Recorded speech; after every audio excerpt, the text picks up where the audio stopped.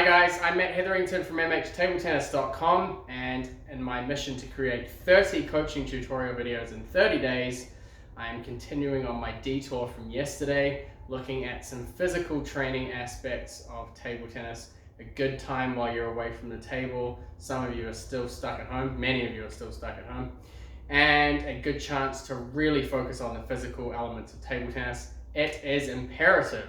If you want to be a better table tennis player, you need to start focusing and planning a fitness training routine that includes different parts of the body. So today I'm going to do a leg workout, and I tend to do these twice a week, once or twice a week. I'm doing legs, and yes, it's important to focus on an area, but also to give your body time to recover. So we need to isolate into parts. So yesterday I did a small basic core workout. Today I'm going to look at some leg exercises.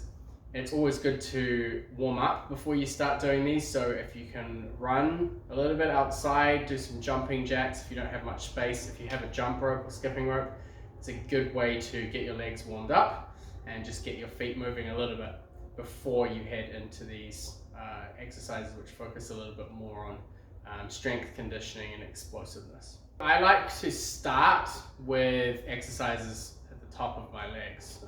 So for those people out there who have problems with their posture in particular, this is an area that gets overlooked too much. We focus a lot on quads and calves as being the main leg muscles, which can result in problems if you're not stretching or conditioning different parts properly. There's muscle imbalances.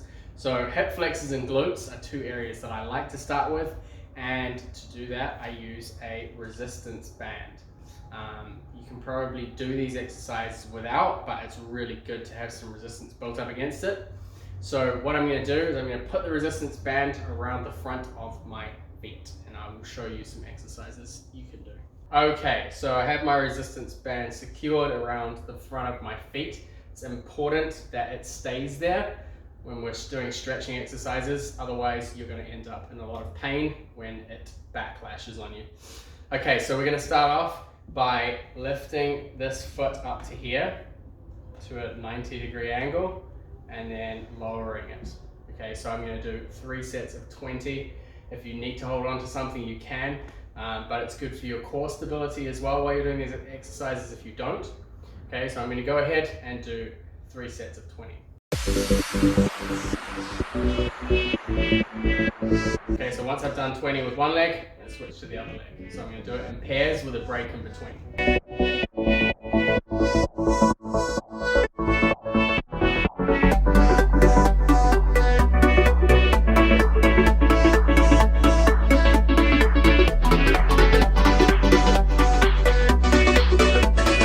With the resistance bands, you can also get different levels of resistance. So the purple one I was using was a medium. This one is a light one. So some of you might feel more comfortable starting off with the light one, especially for these hip flexor and glute exercises.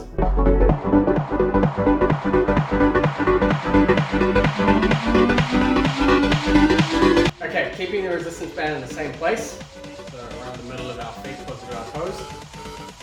Or you can do this without a resistance band if you're doing a lot of repetitions, is we're going to do the same movement, but when we get to the 90 degrees, we're going to move our leg to the side, and then to the back, and then down.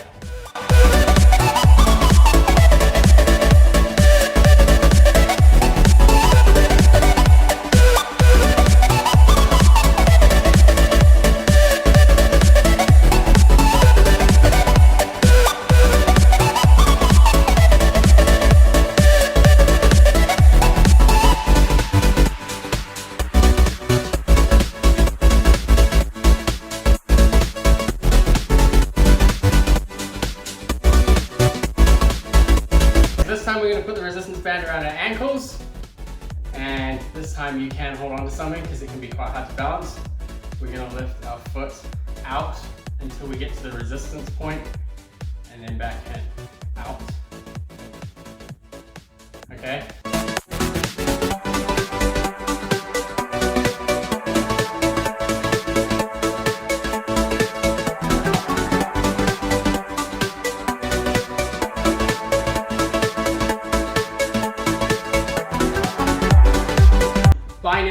should be feeling really loose in your hips and glutes. So when you walk, if you walk in a straight line, everything should feel really loose through these areas, which is a good sign. Now we're going to move on to some more explosive leg power exercises and some squats, monkey jumps, and kind of more jumping and springing based exercises for your legs. For these, I try to go with a medium or heavier resistance band, and obviously you can do them just with body weight and they're still pretty tough, but having that extra resistance doesn't hurt until you finish the workout, and then it hurts a lot. So we're going to look at some different squatting exercises you can do. Okay, so I've got my resistance band just above my knees. Now we can do stationary squats here, and we try to make sure that we get down to 90 degrees this way.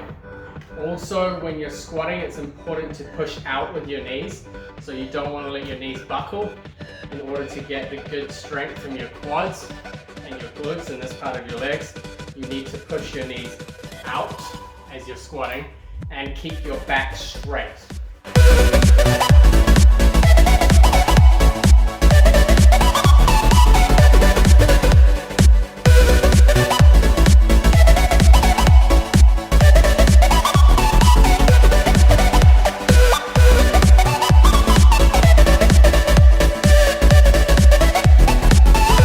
Obviously, the stance in table tennis is really important, and balance and having a weight foundation.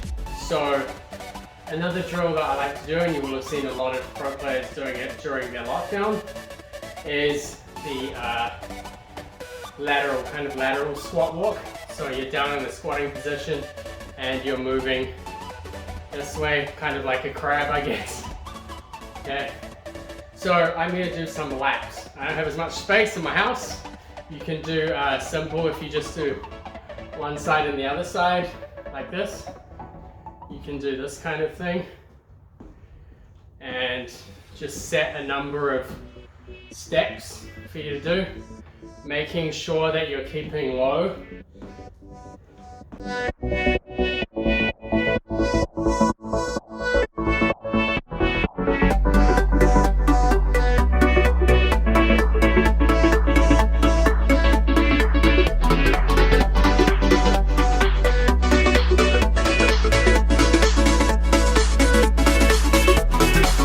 So with that exercise, it's really good if you can mimic your starting position.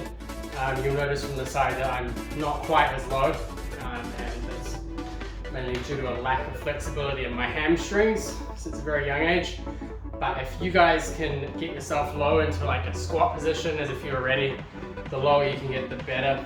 And just make sure that you're keeping that tense resistance in the band as you're moving. So try not to let your legs come together too much. Always keep some distance between. Another group of exercises that you can get onto that don't require a resistance band are more jumping or explosive power oriented exercises. So I'm going to go over 3 that I think are very useful. The first one is a monkey jump, which is a kind of a lunge with a jump included in it. The second one is a frog jump, which is very popular among table tennis coaches to get their students to do. And the third one is kind of more of a lateral lunge, which I like getting my students to do to build their lateral explosive footwork power. Let's start with the monkey jump. I'm going to try and demonstrate this as best I can. My posture is not great. Essentially, you want to start by getting into a lunge position. So this body weight is going to come down over this knee, while this knee comes down to the ground. And then when you get to the bottom, you're going to jump and then switch and then drop into a lunge on the other side. Obviously, the higher that you can jump with these, the better. You really want to get that explosive spring through your legs in order to get the most out of this exercise.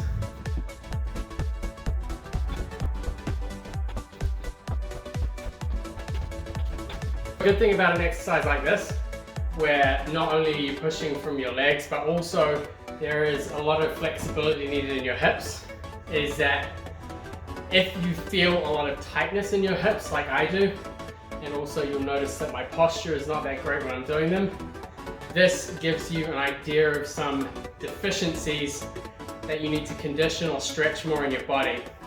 So if you're feeling pain in areas that are not directly related to the exercise that you're doing, then it's a matter of needing to condition or stretch those supporting muscles more. The next exercise is the frog jump. For young players, usually used as a punishment, but also a very good tool for building explosive leg power, probably one of the best. For us players who are a little bit past our prime, it falls into the category of torture. I hate frog jumps, but in the interest of demonstrating this for you, I am going to do something, so you're welcome in advance. So the concept of a frog jump is leaping like a frog. We get into a low squat position with our knees aside, and we're going to spring forward using momentum from our hands as well to carry us forward. And we're going to spring far as forward as we possibly can and make sure that when we land, it's a stable landing and the power gets absorbed back into our legs and that we keep our balance. So this is another good one. If you have space, you can do in laps. If you don't, you can do squat thrusters, which are like vertical frog jumps. So if you're short on space, you can do that. But I'm going to do just a few demonstrations of the frog jump and laps.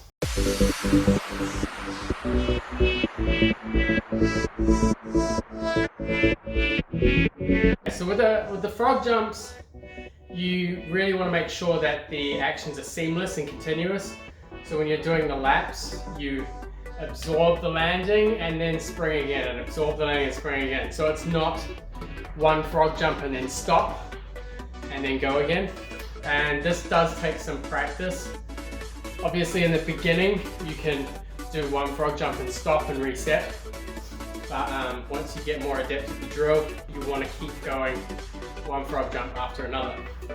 Also, taking breaks between each exercise is important, but we need to make sure our heart rate stays up and that we keep going throughout these exercises. So yes, take a small break, but not too long.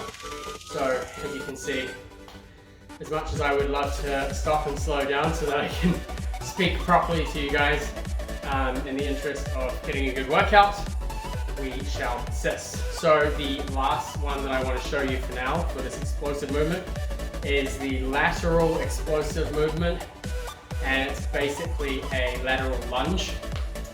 And what you're going to do is set 1 point on one side and 1 point on the other. So it's a width drill. So fortunately I have these two supporting frames to mark out my jumps. And we're going to jump only with 1 foot on the ground at a time. Okay, so we're lowering onto one leg and aiming to land by the other marker. Yes, this one I think is very good for helping build explosive power side to side, which I think is very important in table tennis, especially for players who have less muscle mass or are shorter. So if you have short table tennis players that need to focus more on the wings, get those lateral explosive movements going.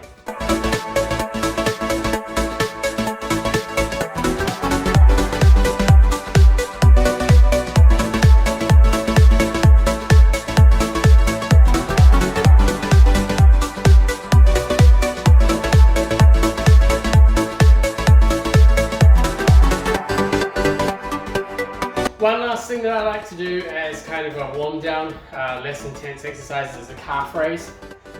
So you can stand up against the wall like this with your feet a little bit apart and just push from your toes up and then down to the ground. So this one's good because players spend a lot of time on their toes. So you need some good spring strength and stability in your calf muscles. So I'm actually just going to do them as I finish talking to you guys. Those obviously are a small handful of a lot of leg exercises. Leg exercise is very important in table tennis. What I would say to you is do not neglect parts of your legs. Everything plays its part in your table tennis strokes, and there are small muscles that you need to make sure you're engaging and conditioning. So try not to just focus on small movements or specific areas. Anything with an explosive jump or pushing from the toes through the legs, really good for table tennis. And of course, when you're working out, it's always good to get some protein powder. And a lot of people working out use protein powder. A good opportunity for me to plug my sponsor, who are really, really good to me and got me into plant-based protein instead of whey or other products. So Touchstone Essentials, a really good supporter to me. So it's only fitting that I say thank you to them. And if you're interested in any of this stuff, you can find a link in the YouTube description. They have a lot of different products, organic supplements, all plant-based, and definitely recommend taking a look. So thank you to them. And I'm gonna wrap up, finish my calf raises, and then go and take a shower because I'm exhausted. Thank you guys for joining me, and I hope this helps you push some of you guys with your leg exercises and your leg workouts. So go work out hard, embrace the pain because it's worth it in the long run.